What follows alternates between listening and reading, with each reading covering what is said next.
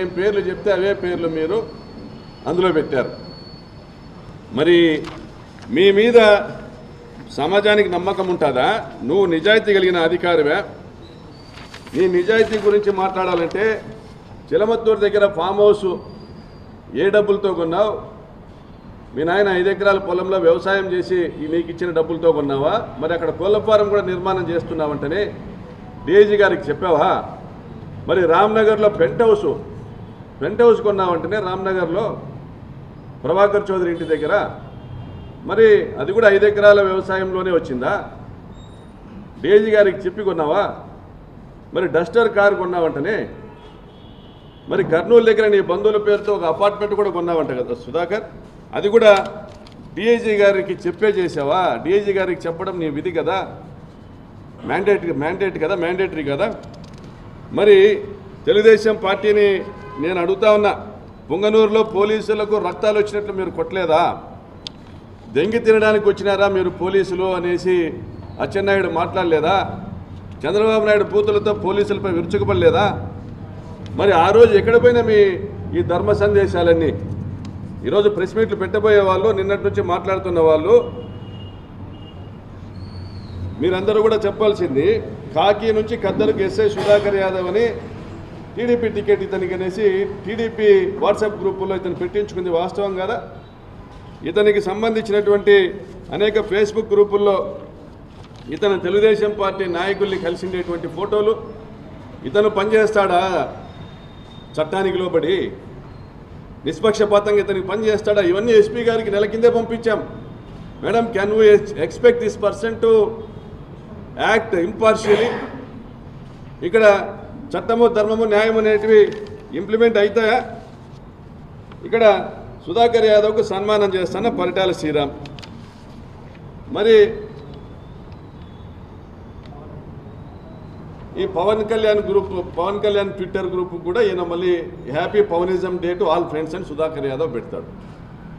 అవసరమా? ఎవరిని నమ్ముకొని చేస్తున్నావు సుధాకర్? నీకున్న సొక్కాన్ని ఊడగొట్టుకునే కాదా? చంద్రబాబును ఇంట్లో కూర్చొని విమర్శించేటువంటి పరిటాల సునీత మాటలు వింటాడా? కొడుకు టికెట్ ఇప్పించుకోలేకపోయిందామా? కొడుకు టికెట్ ఇప్పించుకోలేకపోయింది, కనీసం కార్పొరేషన్ చైర్మన్ ఇప్పించుకోలేకపోయింది, ఎమ్మెల్సీ ఇప్పించుకోలేకపోయింది, నీకు టికెట్ ఇప్పిస్తుందా?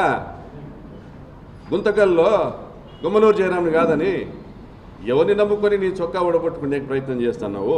మరి నిన్న జగన్ గారు మాట్లాడింది, ఆయన మాట్లాడిందల్లా పోలీసులు ఎవరైతే చంద్రబాబు మెప్పు కోసం పనిచేస్తూ ఉన్నారో, 3 సింహాలను పక్కన పెట్టి కాకి చొక్కాకున్న గౌరవాన్ని కూడా తగ్గించే విధంగా పనిచేస్తూ ఉన్నారో, ఎవరైతే దుర్మార్గంగా ఈ హత్యలకు దాడులకు కారకులవుతున్నారో ఆ పోలీసుల యొక్క యూనిఫాము ఉండదు అని చెప్పడం ఆయన చెప్పింది నిన్న సందేశం.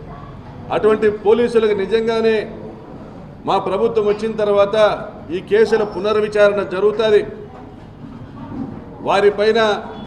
వారిపైన ఇవాల్టి నుంచే ఛార్జ్ షీట్ వేయడం మొదలవుతుంది. తప్పనిసరిగా మా ప్రభుత్వం వచ్చినాక బాధితులందరూ మీ మీద కంప్లైంట్లు పెడతారు, అటువంటి పోలీసుల మీద కంప్లైంట్లు పెడతారు. ఆ బాధితులు ఇచ్చిన కంప్లైంట్స్తో రీఇన్వెస్టిగేషన్ చేస్తాము, కారకులైనటువంటి పోలీసులను విధుల నుంచి తొలగిస్తాము అనేది మా నాయకుడు జగన్ గారు నిన్న ఇచ్చిన సందేశం. నిన్న జగన్మోహన్ రెడ్డి గారే ఈ జిల్లాకు రాకూడదనేసి, అవసరం అనుకుంటే మాకు దమ్ముంది హెలికాప్టర్ కిందికి దిగనేమని మాట్లాడిన పరిటాల సునీత పైన చూపించాలా మీ పోలీసు ప్రతాపం? ఒక ప్రతిపక్ష నాయకుడు, మాజీ ముఖ్యమంత్రి ఇక్కడ జరిగినటువంటి ఒక హత్య సంఘటనలో ఆ కుటుంబాన్ని పరామర్శించేకి వస్తా అంటే రానివ్వము, మేము పోలీస్ బందోబస్తు ఇవ్వము, మేము హెలిప్యాడ్కు అనుమతులు ఇవ్వము, ఇదా మీ పోలీసు విధానము? మరి చెన్నై కొత్తపల్లి దగ్గర హెలిప్యాడ్కి అనుమతిస్తే ఏమవుతుంది అనుకున్నారు మీరు? అక్కడి నుంచి పాపిరెడ్డిపల్లి వరకు 12 కిలోమీటర్ల పాటు వేలాది వాహనాలతో ఆయన గ్రామానికి సందర్శిస్తే జిల్లా వ్యాప్తంగా నిరసనలు వెల్లువెత్తేటువంటి పరిస్థితి ఉంటుంది. తెలుగుదేశం పార్టీ గౌరవం పల్చనయ్యేటువంటి పరిస్థితి ఉంటుంది. చంద్రబాబు నాయుడు గారి యొక్క ప్రభుత్వం యొక్క వైఫల్యం ప్రజలకు ఎండగట్టినట్లుగా, చూపించినట్లుగా తెలియవచ్చే విధంగా ఉంటుందనే ఉద్దేశంతో మీరు చెన్నై కొత్తపల్లి వద్ద హెలిప్యాడ్కి అనుమతి ఇవ్వలేదు.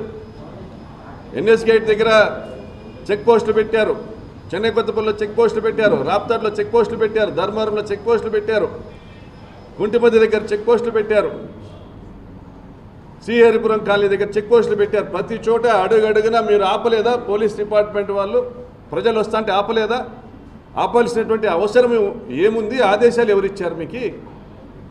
మరి జగన్ గారు వస్తున్నప్పుడు మీరు ఇన్ని వాహనాలను ఆపినా, మీరు ఇన్ని వాహనాలను ఇన్ని నియోజకవర్గాల్లో ఆపినా, మీరు గత 3-4 రోజుల నుంచి ఇదే సందేశం ఇస్తా ఉన్నా, మరి ఈరోజు 40,000 జనం ఎలా వచ్చారు? మరి మీ ప్రభుత్వ వైఫల్యం కాదా? ఈ సుధాకర్ వైఫల్యం కాదా?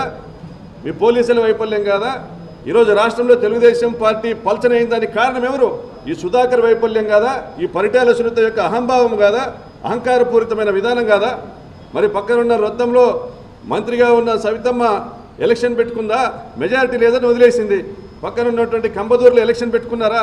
మెజారిటీ లేదని వదిలేశారు. మరి మీకున్నటువంటి స్పెషాలిటీ ఏంటి సునీతమ్మ? రామగిరి మీ జాగీరా? మీ నాయన జాగీరా? ధర్మారోపల్ల జాగీరా? హత్యలు చేసైనా ఆక్రమించుకుందామనేసా ప్రజాస్వామ్యాన్ని? మీ దురాక్రమణ విధానం కాదా ఈరోజు ఒక మనిషి చావుకు కారణం? ఈరోజు తెలుగుదేశం పార్టీ పల్చనయ్యేదానికి కారణం? మరి ఈ కారకులు, ఈ సంఘటనలన్నిటికీ కారణం ఎవరు? Abundant support, unconditional support from Sudhakar Yadav. Sudhakar Yadav అనేటువంటి ఒక వ్యక్తి, అతన్ని ఒక పోలీసు అధికారిగా కూడా పిలిచాలన్నా సిగ్గుపడతా ఉన్నా. ఇటువంటి వ్యక్తి చేసినటువంటి అన్యాయాల వల్ల పరిటాల సునీతకు అహంభావం పెరిగి, అహంకారం పెరిగి చేసినటువంటి కార్యక్రమాల వల్ల ఈరోజు రాష్ట్ర వ్యాప్తంగా తెలుగుదేశం పార్టీ పల్చర్ అయిందా లేదా? గుండెల మీద చేసుకొని చెప్పమని ఈ రాష్ట్రంలో ఉన్న తెలుగుదేశం పార్టీ నాయకుల్ని, మంత్రులను అందరినీ కోరుతా ఉన్న ముఖ్యమంత్రి గారిని కూడా. ఇవన్నీ కూడా ఆత్మవిమర్శ చేసుకోకుండా మా జగన్మోహన్ రెడ్డి గారిని తిట్టిస్తారా మీరు ఒక ఎస్ఐతో? మీరు గతంలో పోలీసులు మాట్లాడినప్పుడు మీరు తిట్టింది సబబు. మరి ఈరోజు ఒక హత్యకు కారకుడైనటువంటి సుధాకర్ని మా జగనన్న హెచ్చరించింది సబబు కాదా? నిర్ణయం మీరే తీసుకోండి, నిర్ణయం మీరే తీసుకోండి.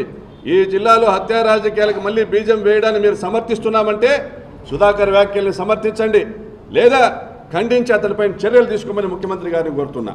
Thank you.